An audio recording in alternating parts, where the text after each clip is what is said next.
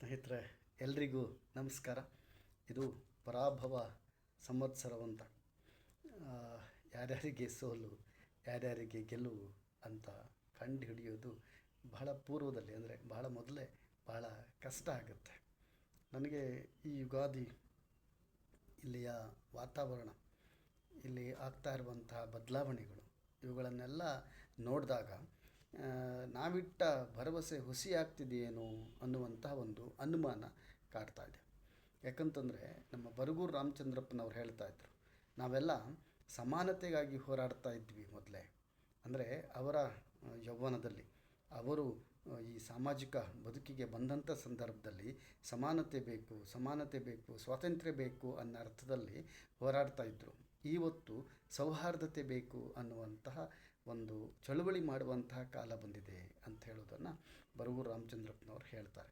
ಹೌದು ಸ್ನೇಹಿತರೆ, ನಾವು ನೀವೆಲ್ಲ ನೋಡ್ತಾ ಇರೋ ಹಾಗೆ ಇವತ್ತು ಎಲ್ಲೆಲ್ಲೆಲ್ಲೂ ಒಂಥರ ಯುದ್ಧೋನ್ಮಾದ, ರಾಜಕೀಯ ಕಾರಣ, ಆರ್ಥಿಕ ಕಾರಣ, ಇವುಗಳ ಹಿಂದಿನ ಒಂದು ಬಹಳ ದೊಡ್ಡ ಮಸಲತ್ತೇನಿದೆ, ಸರ್ವಾಧಿಕಾರದ್ದು, ಅಧಿಕಾರ ದಾಹದ್ದು, ಅದರ ಸಲುವಾಗಿ ಈ ಎಲ್ಲ ಬೆಳವಣಿಗೆಗಳು ನಡೀತಾ ಇದ್ದಾವೆ ಅನ್ನುವಂತಹ ಒಂದು ಅನುಮಾನ ಕಾಣ್ತಾ ಇದೆ. ನೋಡ್ತಾ ಇದ್ದರೆ ನೀವು, ಪ್ರಕೃತಿಯಲ್ಲಿ ಬದಲಾವಣೆ ಆಗ್ತಾ ಇದೆ. ಯುಗಾದಿ ವರ್ಷದಂತೆ ಯುಗಾದಿ ಬಂದಿದೆ. ಯುಗಾದಿ ಕಳೆದವರು ಯುಗಾದಿ ಮರಳಿ ಬರುತ್ತಿದೆ. ಹಾಗೆಯೇ ಮರಗಳಲ್ಲಿ ಚಿಗುರೊಡೆದಿದೆ. ಈ ಸಾರಿ ಮಾವಿನ ಫಸಲು ಚೆನ್ನಾಗಿತ್ತು ಅಂತ ಹೇಳ್ತಾ ಇದ್ವಿ.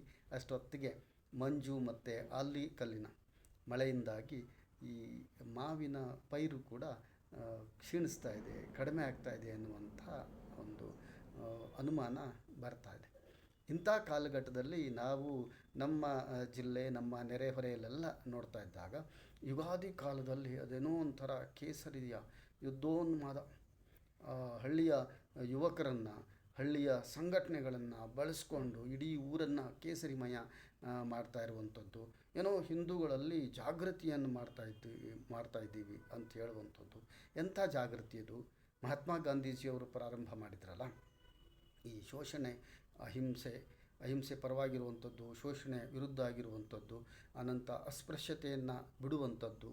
ಅಸ್ಪೃಶ್ಯತೆ ಎಲ್ಲಿರುತ್ತೆ ಅಲ್ಲಿ ಗಾಂಧೀಜಿ ಇರ್ತಾ ಇರಲಿಲ್ಲ.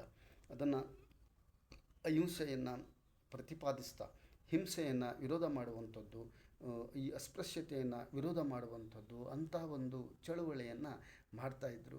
ಅವರ ಈ ಚಳುವಳಿಯ ಅಂಗವಾಗಿ ಬಹಳಷ್ಟು ಕಡೆ ದೇವಾಲಯಗಳಿಗೆ ಪ್ರವೇಶ ಪಡೆಯುವಂಥ ಒಂದು ಚಳುವಳಿ ಹೋರಾಟ ನಡೆಯಿತು.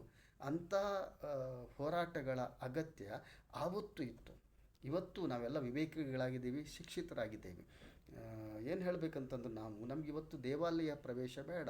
ಯಾಕಂತಂದರೆ ದೇವರು ಸರ್ವಶಕ್ತ, ಎಲ್ಲವನ್ನೂ ಕೊಡುವಂಥವನು.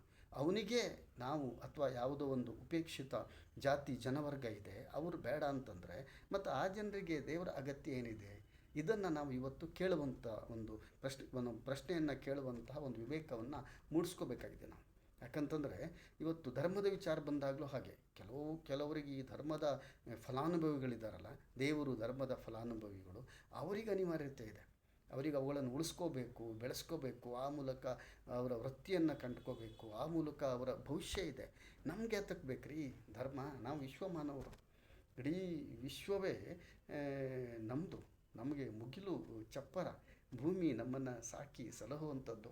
ಇಲ್ಲಿರುವಂತಹ ಗಾಳಿ, ನೆಲ, ಜಲ ಇವುಗಳೆಲ್ಲ ಏನಿದೆ, ಇವುಗಳೆಲ್ಲ ನಮ್ಮನ್ನು ಪೋಷಿಸುವಂಥದ್ದು. ಇವುಗಳನ್ನು ಮೀರಿರುವಂತಹ ಯಾವುದಾದ್ರೂ ಧರ್ಮ ಇದೆಯಾ? ತೇಜಸ್ವಿಯವರು ಒಂದು ಕಡೆ ಹೇಳ್ತಾರೆ, ಹಿಂಸೆಯನ್ನು ಮಾಡಿ ಉಳಿಸ್ಕೊಳ್ಳುವಂತಹ ಯಾವುದಾದ್ರೂ ಧರ್ಮ ಇದೆಯಾ ಅಂತ. ಅಂದರೆ ತನ್ನ ಉಳಿವಿಗಾಗಿ, ಧರ್ಮದ ಉಳಿವಿಗಾಗಿ ಹಿಂಸೆ ಮಾಡುವುದು ಅನಿವಾರ್ಯ ಅಂತಂದರೆ ಅದು ಎಂಥ ಧರ್ಮ ಅನ್ನುವಂಥ ಮಾತನ್ನು ಕೇಳ್ತಾ ಇದ್ದಾರೆ. ಇವತ್ತಿನ ಯುವಜನತೆ ಈ ಧರ್ಮದ ಬಗ್ಗೆ, ಯುದ್ಧದ ಬಗ್ಗೆ, ಆಮೇಲೆ ಇಲ್ಲಿರುವಂತಹ ಒಂದು ಈಗಿನ ಈ ಪಟ್ಟಭದ್ರರ ಮಸಲತ್ತುಗಳಿದೆಯಲ್ಲ, ಇದರ ಬಗ್ಗೆ ಯುವಜನತೆ ಬಹಳ ವಿವೇಕದಿಂದ ಯೋಚನೆ ಮಾಡುವಂತಹ ಮತ್ತು ಕಲಿಯಬೇಕಾದಂತಹ ಬಹಳಷ್ಟು ಅಂಶಗಳು ಇದೆ. ನೀವು ಇವತ್ತು ಈ ಪ್ರಗತಿಪರತೆಯನ್ನು, ವಿದ್ಯೆಯನ್ನು ಪ್ರಶ್ನೆ ಮಾಡುವಂತಹ ಒಂದು ಗುಣವನ್ನು, ಆಮೇಲೆ ಎಲ್ಲರೂ ಸಮಾನರು, ಎಲ್ಲರೂ ಸಮಾನತೆಯಿಂದ ಬಾಳಬೇಕು, ಸೌಹಾರ್ದತೆಯಿಂದ ಬಾಳಬೇಕು. ಬಹುತ್ವ, ನಮ್ಮ ನೆಲದ ಉಸಿರೇನಿದೆ ಅದು ಈ ದೇಶದ ಮಂತ್ರವಾಗಬೇಕು ಅನ್ನುವಂಥ ಮಾತನ್ನು ನಾವು ಒಂದು ಕಡೆ ಹೇಳ್ತಾ ಇದ್ದೀವಿ. ಇನ್ನೊಂದು ಕಡೆ ಇದಕ್ಕೆ ವಿರುದ್ಧವಾಗಿರುವಂತಹ ಒಂದು ಚಲನೆ ನಡೀತಾ ಇದೆ. ನಾನು ಈಗಾಗಲೇ ಹೇಳಿದೆ, ಯುಗಾದಿ ಉತ್ಸವಗಳ ಸಂಭ್ರಮ. ಅದರಷ್ಟಕ್ಕೆ ಈ ವರ್ಷ ನಾನಿರುವಂಥ ಊರಿನಲ್ಲಿ, ನಮ್ಮೂರಿನಲ್ಲಿ ಯುಗಾದಿ ಉತ್ಸವ ಆಗಿಲ್ಲ. ಅದಕ್ಕೆ ಏನೇನೋ ಕಾರಣಗಳಿದೆ, ಅದು ಬೇರೆ ಕತೆ. ನೀವು ಯುಗಾದಿ ಉತ್ಸವವನ್ನು ಆಚರಣೆ ಮಾಡಿ ಯಾರನ್ನೂ ಕರೆಸಿ ಜನರ ಮಧ್ಯೆ ದ್ವೇಷವನ್ನು ಬಿತ್ತುವಂಥದ್ದು, ಧರ್ಮಗಳ ಮಧ್ಯೆ ವಿಷವನ್ನು ಬಿತ್ತುವಂಥದ್ದು, ಆ ಮೂಲಕ ರಾಜಕೀಯ ಲಾಭವನ್ನು ಪಡ್ಕೊಳ್ಳುವಂಥ ಒಂದು ಭಾಳ ವ್ಯವಸ್ಥಿತ ಹುನ್ನಾರ ಏನಿದೆಯಲ್ಲ, ಅವುಗಳ ಕಾರಣಕ್ಕೆ ನಿಮ್ಮ ಉತ್ಸವಗಳು, ನಿಮ್ಮ ಹಿಂದೂ ಸಮಾಜೋತ್ಸವಗಳು, ಆಮೇಲೆ ನಿಮ್ಮ ಮೆರವಣಿಗೆಗಳು, ಶೋಭಾಯಾತ್ರೆಗಳು ಇವುಗಳು ನಡೆಯುವುದಾದರೆ ಅದಕ್ಕೇನಾದರೂ ಅರ್ಥ ಇದೆಯಾ? ಸೌಹಾರ್ದತೆಯನ್ನು ಮಾಡುವ ಕಾರಣಕ್ಕೆ, ಸಮಾನತೆಯನ್ನು ತರುವ ಕಾರಣಕ್ಕೆ ಎಲ್ಲ ಜನರು, ವಿಶ್ವಮಾನವರು ಎಲ್ಲವರಿಗೂ ಇಲ್ಲಿ ಸಮಾನವಾದಂಥ ಅವಕಾಶ ಇದೆ, ಸಮಾನವಾದಂಥ ಹಕ್ಕು ಇದೆ. ನಾವೆಲ್ಲರೂ ಪರಸ್ಪರ ಸೌಹಾರ್ದದಿಂದ, ಸ್ನೇಹದಿಂದ, ಬಹುತ್ವದಿಂದ ಬಾಳಬೇಕು ಅನ್ನುವಂಥ ಕಾರಣಕ್ಕೆ ನೀವೇನಾದರೂ ಉತ್ಸವಗಳನ್ನು ಮಾಡಿದರೆ ಅದಕ್ಕೊಂದು ಅರ್ಥ ಇರುತ್ತೆ. ಈ ಹಿನ್ನೆಲೆಯಲ್ಲಿ ಇವತ್ತು ಬಹಳ ಜನ ಯುದ್ಧೋನ್ಮಾದ ಮಾಡ್ತಾ ಇರೋದ್ರಿಂದ ನಾನು ಯುದ್ಧದ ಬಗ್ಗೆ ಇರುವಂಥ ಕವಿತೆಗಳನ್ನು ನೋಡ್ತಾ ಇದ್ದೆ. ಅದರಲ್ಲಿ ನನ್ನ ಪ್ರೀತಿಯ ಕವಿ ಬ್ರೆಕ್ಟ್ ಬರೆದಿರುವಂತಹ ಒಂದು ಯುದ್ಧವನ್ನು ಕುರಿತಾದ ಒಂದು ದೊಡ್ಡ ಕವನ ಇದೆ. ಅದನ್ನು ಓದಿ ಇವತ್ತಿನ ನನ್ನ ಮಾತುಕತೆಯ ಮಾತುಗಳನ್ನು ಮುಗಿಸ್ತಾ ಇದ್ದೇನೆ. ಯುದ್ಧ ಕಾಲದ ಪದ್ಯಗಳು ಅಂತ ಹೇಳಿಕೊಂಡು ಇದನ್ನು ಬರೆದಂಥವರು ಬ್ರೆಕ್ಟ್ ಅವರು. ಸನ್ಮಾನ್ಯ ಜನರಲ್ ಮಹಾಶಯ, ಅದೇನು ಭರ್ಜರಿ ಟ್ಯಾಂಕು ನಿನ್ನದು, ಎಗ್ಗುಂಟೆ ಅದಕ್ಕೆ, ಕಾಡು ಮೇಡು ಎನ್ನದೆ ಎಲ್ಲೆಂದರಲ್ಲಿ ಅದು ನುಗ್ಗುತ್ತೆ, ಅಡ್ಡ ಬಂದವರನ್ನು ಅಪ್ಪಚ್ಚಿ ಮಾಡುತ್ತೆ. ಆದರೆ ಅದರಲ್ಲಿ ಒಂದೇ ಒಂದು ದೋಷ, ಡ್ರೈವರ್ ಬೇಕು. ಸನ್ಮಾನ್ಯ ಜನರಲ್ ಮಹಾಶಯ, ನಿನ್ನ ಬಾಂಬರ್ ಕೂಡ ಶಕ್ತಿಯಲ್ಲಿ ಅದ್ವಿತೀಯ, ಬಿರುಗಾಳಿಗೂ ಜೋರು, ಹೊರುವ ಸಾಮರ್ಥ್ಯದಲ್ಲಿ ಆನೆಗೂ ಮಿಗಿಲು. ಆದರೆ ಅದರಲ್ಲೊಂದು ನ್ಯೂನ್ಯತೆ ಇದೆ, ಮೆಕ್ಯಾನಿಕ್ ಬೇಕು. ಮನುಷ್ಯನೂ ಅಷ್ಟೇ, ಜನರಲ್ ಹಾರುತ್ತಾನೆ, ಕೊಲ್ಲುತ್ತಾನೆ, ಕಡಿತಾನೆ, ಆದರೆ ಅವನಲ್ಲೂ ಒಂದು ದೋಷ ಇದ್ದು ಬಿಟ್ಟಿದೆ, ಚಿಂತಿಸುತ್ತಾನೆ. ಸೈನ್ಯದಲ್ಲಿ ಮೇಲಂತೂ ಇಲ್ಲ, ಕೀಳಂತೂ ಇಲ್ಲ, ಎಲ್ಲರೂ ಬಂಧು ಬಾಂಧವರು ನಿಜ. ಆದರೆ ಅಡುಗೆ ಮನೆಯಲ್ಲಿ ಇನ್ನೊಂದು ನಿಜ ಗೊತ್ತಾಗುತ್ತೆ, ಅವರ ತಟ್ಟೆಗಳ ಮೇಲಿರುವ ಊಟ ಮಾತ್ರ ಬೇರೆ ಬೇರೆ. ಇದೇನು ಮೊದಲ ಯುದ್ಧವಲ್ಲ, ಹಲವು ಯುದ್ಧಗಳು ಆದವು ಹೋದವು. ಇದರ ಹಿಂದಿನ ಯುದ್ಧದಲ್ಲಿ ಗೆದ್ದವರು ಇದ್ದರು, ಸೋತವರೂ ಇದ್ದರು. ಸೋತವರಲ್ಲಿ ಬಡವರು ಹಸಿದು ಕಂಗಾಲಾದರು, ಗೆದ್ದವರಲ್ಲೂ ಬಡವರು ಹಸಿದು ಕಂಗಾಲಾದರು. ಸೋತವರಲ್ಲೂ ಬಡವರು ಹಸಿದು ಕಂಗಾಲಾದರು, ಗೆದ್ದವರಲ್ಲೂ ಬಡವರು ಹಸಿದು ಕಂಗಾಲಾದರು. ಮೇಲದವರು ಹೇಳೋದು ಕೀರ್ತಿಗೆ ಇದು ಪಥ, ಕೆಳಗಿನವರು ತಿಳಿಯೋದು ಗೋರಿಗೆ ಇದು ಪಥ.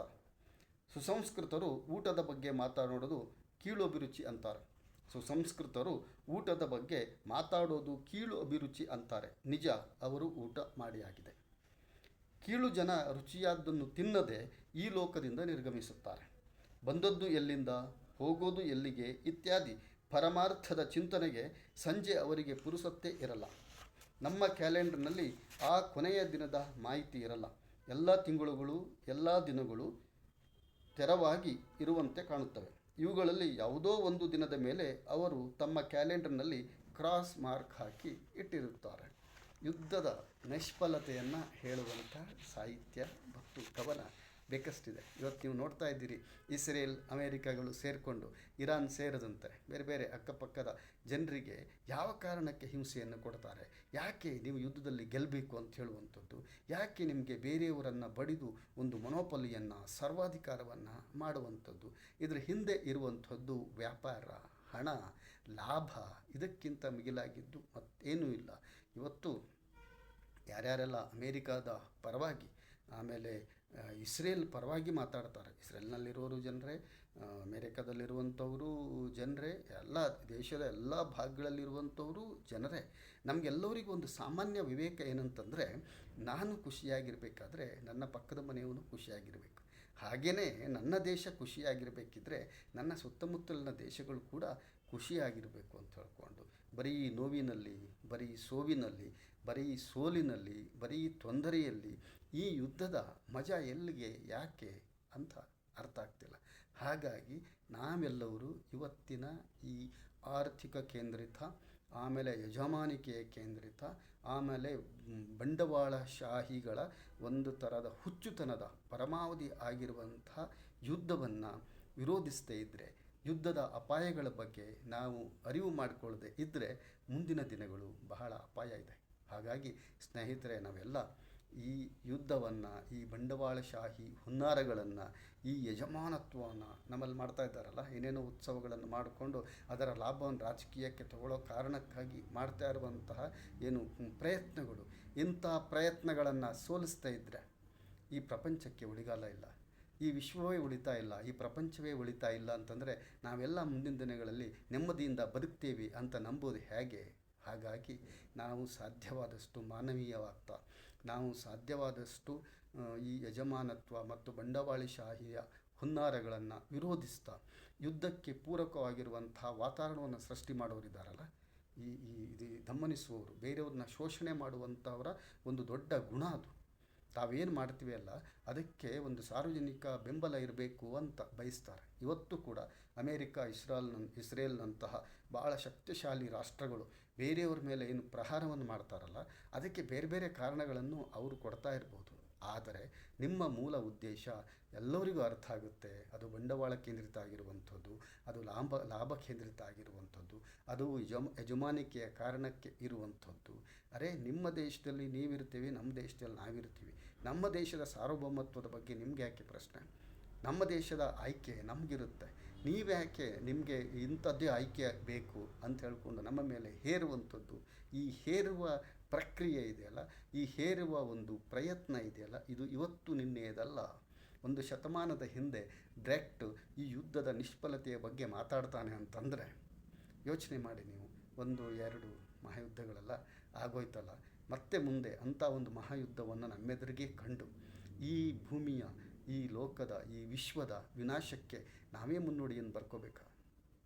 ಯೋಚನೆ ಮಾಡಿ ಸ್ನೇಹಿತರೆ. ಧನ್ಯವಾದಗಳು. ಮತ್ತೆ ಸಿಗ್ತಾ ಇರೋಣ.